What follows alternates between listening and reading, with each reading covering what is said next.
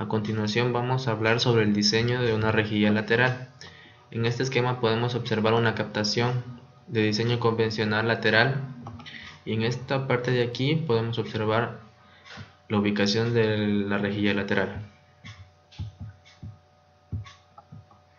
Para el diseño de la rejilla lateral necesitamos los siguientes datos de entrada: un caudal de diseño Q, en nuestro caso de 0.5 metros cúbicos por segundo, un coeficiente por contracción de barrotes K de 0.85, un grosor de barrotes T de 0.01 metros, una separación entre barrotes S de 0.05 metros, una altura de la reja HR de 0.5 metros, la altura del muro desde el fondo del río hasta el umbral de la reja P1 de 1.2 metros, como podemos ver en el siguiente gráfico, la altura del muro desde el fondo del desripiador hasta el umbral de la reja P2 de 1 metro, como podemos ver, la carga de aguas abajo de la rejilla o HN de 0.4, la pérdida o desnivel entre superficies de agua Z de 0.1, la altura del muro desde el fondo del desripiador hasta el umbral de la reja P3 de 0.95,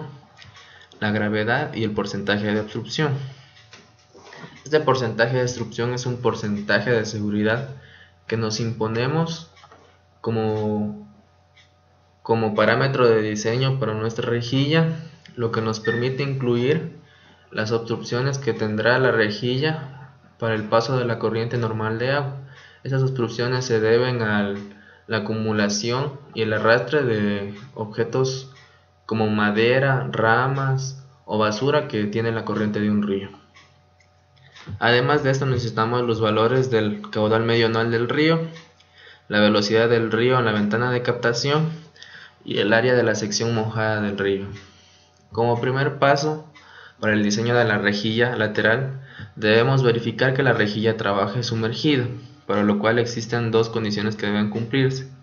La condición 1 nos dice que P1 más HN debe ser mayor que P2, y la condición 2 que Z dividido para P2 debe ser menor que 0.7. En este caso, en nuestra hoja de Excel, al momento de cumplirse la condición, nos saldrá la palabra cumple, y en caso de no cumplirse, no cumple. Para poder continuar con el diseño de la rejilla lateral, deben cumplirse las dos condiciones. En caso contrario, debe procederse a cambiar los datos de entrada de diseño. Una vez que comprobemos que las dos condiciones se cumplan, procedemos a calcular el coeficiente de corrección por sumergencia, por los dos métodos, según Basing con esta ecuación de aquí y según Villamonte. Según Villamonte nos da un valor de coeficiente mínimo y según Basing un coeficiente de valor máximo. Además de esto, calculamos el valor del coeficiente promedio, calculándolo del valor promedio de estos dos coeficientes. Ahora, para continuar el diseño, podemos escoger cualquiera de los tres valores, siendo conveniente escoger el valor al criterio del diseñador. Este valor de coeficiente de sumergencia afectará directamente al ancho de la rejilla de nuestra rejilla lateral, por lo cual debe considerarse cualquiera de estos tres casos. Luego de esto procedemos a calcular el coeficiente de descarga MO según el método de Basing con la siguiente ecuación y según el método de Konovalov con la siguiente ecuación. Además de esto, calculamos un coeficiente promedio de estos dos coeficientes. Y así como en el paso anterior, debemos escoger uno de estos coeficientes igual que el coeficiente anterior. Es decir, si cogemos en el valor del coeficiente de sumergencia por Basing, debemos escoger por Basing.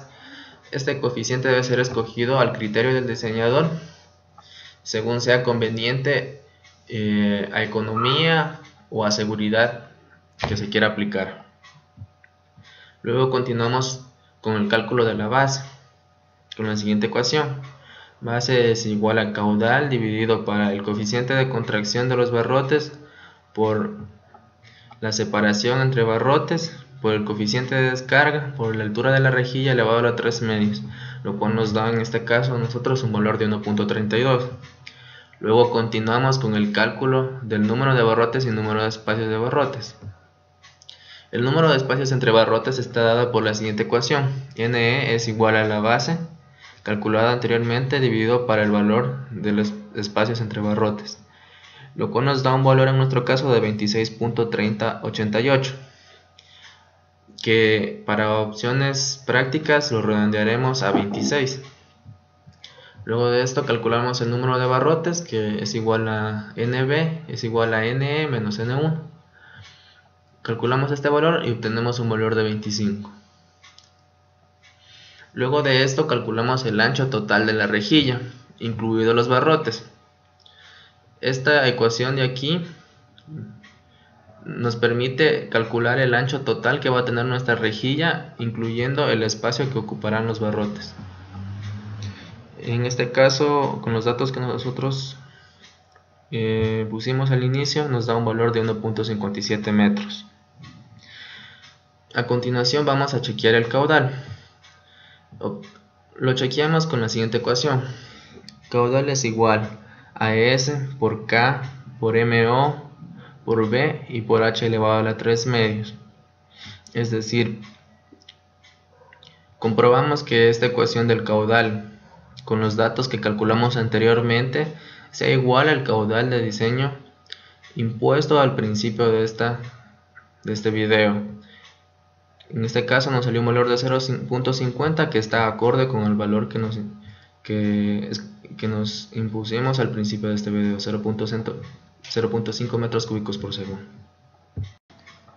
Seguidamente calculamos una nueva base efectiva para un diseño conservador, tomando un 25% de obstrucción, que nos daría una base efectiva nueva de 1.64 metros.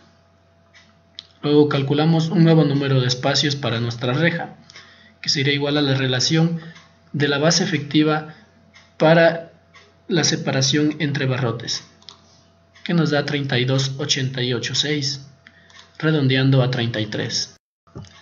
Ahora calculamos un nuevo número de barrotes, que sería igual al número de espacios menos 1, dándonos un total de 32 barrotes.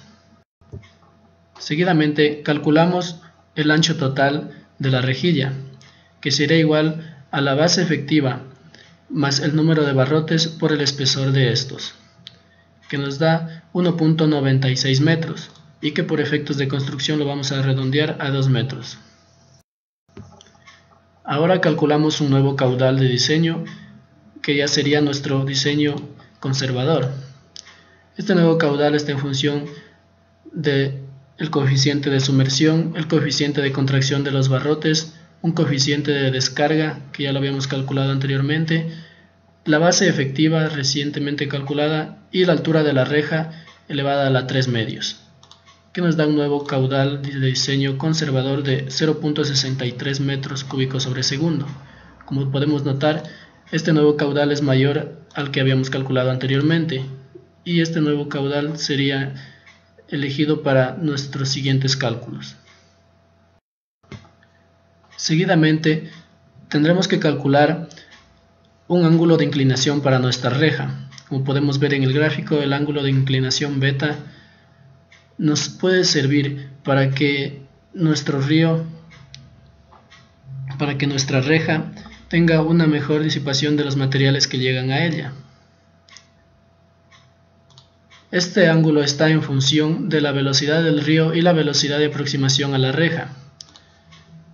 Aquí calcularemos la velocidad del río, que está en función del caudal medio anual del río dividido para el área mojada del mismo, que nos da un total de 0.17 metros sobre segundo.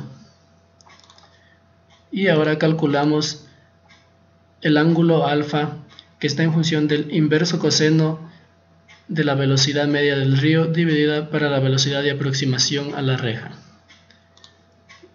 y nos da un ángulo de 79.98 grados. Para calcular el ángulo beta, simplemente le restamos de 90, ya que es un ángulo complementario, y ahora nos da 10.02 grados. Seguidamente podemos calcular las pérdidas de carga en la rejilla, que está en función de un coeficiente de contracción en los barrotes, también en función del espesor de los mismos, el espaciamiento entre ellos en la reja, la velocidad y la gravedad, y también el ángulo de inclinación de la reja. Como podemos notar en este gráfico, tenemos diferentes coeficientes dependiendo del estado de nuestros barrotes. En este gráfico tenemos el estado A, B, C hasta el estado G. Hemos diseñado esta hoja de cálculo para introducir nuestro estado, que para este ejemplo vamos a poner que es B, y así, aplicando en la fórmula anterior, tendríamos unas pérdidas de carga de 0.00032 metros. Y así terminaría el diseño de nuestra rejilla lateral. Muchas gracias.